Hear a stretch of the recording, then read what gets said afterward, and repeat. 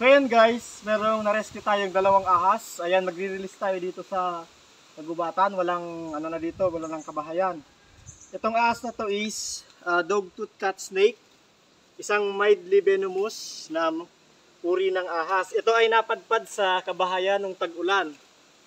Yan yung kanilang itsura. Ayan, mahaba. Sila ay arboreal o nakatira sa taas ng puno. Ayan. Sila ay may kamandag pero hindi sapat para pumatay ng tao, mildly venomous. Tinatawag siyang sawang bitin pero hindi sila sawa guys. Yan, pakawalan na natin dito. Yan.